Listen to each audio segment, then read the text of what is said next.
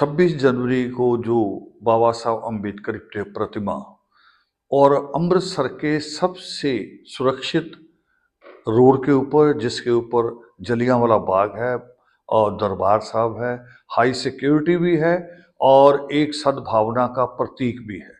हर जाति हर मजहब का आदमी उस रोड पे आता है अपना सजदा करने के लिए। और वहीं पे 26 जनवरी को बाबा साहब अम्बेडकर की प्रतिमा के ऊपर एक नौजवान चढ़ता है और हथौड़े चलाता है। मगर जो बातें उसके बाद और भी दुखदाई और गंभीर निकल कर आई हैं कि उसकी माँ ने कहा कि ये बच्चा बचपन से पगड़ी नहीं बांधता था, इसके केस नहीं थे, ये बिल्कुल सहजधारी था। मगर दुबई गया, दुबई से लौटने के बाद 3 महीने हो गए इंडिया आए हुए, एक बार भी घर नहीं गया। तो वहां से गंभीर बात खड़ी होती है कि ये 3 महीने किन लोगों के टच में रहा, किन लोगों ने इसको बाबा साहब अम्बेडकर की प्रतिमा पर ही हमला करने के लिए उकसाया। और केवल उकसाया ही नहीं कि बाबा साहब की प्रतिमा पे हमला हुआ है, उसका उद्देश्य जो था वो इससे भी खतरनाक था। वो जो केस रखना, पगड़ी बांधना, उसका अर्थ था भी दलितों और सिखों के बीच में दंगे की स्थिति पैदा हो जाए, एक कत्लेआम शुरू हो जाए। मगर पंजाब हमेशा से ऐसा रहा है कि बड़े से बड़ा दुखांत पंजाब पे आया है, तब भी पंजाब के लोगों ने कभी एक दूसरे का गला नहीं पकड़ा, हमेशा अपनी सहनशीलता और अपना भाईचारा बना के रखा है। अब हमारा जो है आज आना और जो हम चाहते हैं, इसमें हमारे कहना है कि इसकी इंक्वायरी पुलिस से नहीं, एक हाई कोर्ट के मौजूदा जज से करवाई जाए और हाई कोर्ट के उस जज के साथ आईबी, रॉ, जो हमारी बड़ी इंटेलिजेंस है, उनको इसके साथ जोड़ा जाए ताकि पता लगे कि ये लड़का जो दुबई से आया, आकाशदीप, दुबई से ही पहले कुछ दिन पहले अमृतपाल आया था, उसने भी पंजाब का माहौल खराब करना शुरू किया था। तो दुबई से कौन सी शिक्षा होती है? दुबई में कौन बैठा है जो भारत के खिलाफ ये सारी चीजें सिखाता है? और भी घटना हुई उसी दिन विदेशों में लोगों ने संविधान को जलाया, कुछ लोगों ने तिरंगे का अपमान किया।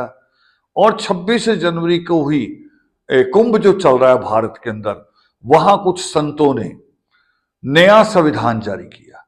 तो ये सारी घटनाएं दिखाती है, दर्शाती हैं कि देश में बहुत कुछ गलत हो रहा है और हमारी जो सुरक्षा एजेंसियां हैं वो सो रही हैं, जानबूझ के ध्यान नहीं दे रही हैं। इसके ऊपर ध्यान देने की जरूरत है। जो कार्रवाई आकाशदीप पे हो, बाबा साहब अम्बेडकर की प्रतिमा को अपमानित करने वाले लड़के पे हो, वही कार्रवाई जो कुंभ मेले में नया संविधान जारी करते उन पे भी हो, वही कार्रवाई जो विदेशों में बैठ के संविधान के खिलाफ और तिरंगे के खिलाफ बोलते, अपमान करते, उनके खिलाफ भी हो। और इसमें हमने कुछ थोड़ी सी और बात की है कि ये कार्रवाई ये नहीं होनी चाहिए कि वही आर्मी कुछ दिनों बाद कहे कि जी मैं अब शपथ ग्रहण करता हूं, अब मैं भारत के संविधान में विश्वास रखूंगा। इतना आसान नहीं होना चाहिए। इसकी सजा इतनी सख्त होनी चाहिए कि वो आदमी चुनाव लड़ना तो दूर की बात, वो आदमी का वोट भी नहीं होना चाहिए, उसके बच्चों का वोट नहीं होना चाहिए, और उस आदमी की जितनी भी भारत में चल अचल संपत्ति है, वो सारी संपत्ति की नीलामी, सील नहीं कहूंगा मैं, मेरा टेक्निकली वर्ड समझ लीजिए, सील करना होता है कि सरकार ने अपने पास रख ली, फिर वो थोड़े दिनों बाद आएगा, किसी ना किसी की सिफारिश लेके प्रॉपर्टी वापस मांगेगा। उसकी प्रॉपर्टी नीलाम की जाए, उसकी नीलामी हो, उसको कोई दूसरा आदमी खरीदे और इसके सारे नागरिक अधिकार इनके खत्म कर दिए जाए। ये होना चाहिए। अब होता यह है कि कभी कोई आदमी कहता है कि मैं पार्लियामेंट को नहीं मानता, कोई कह रहा मैं संविधान को नहीं मानता, कोई कह रहा मैं तिरंगे को नहीं मानता, और फिर कुछ दिनों बाद जब इलेक्शन आता है, चुनाव लड़ते हैं और चुनाव लड़के बड़े आराम से पार्लियामेंट के माननीय सदस्य बन जाते हैं।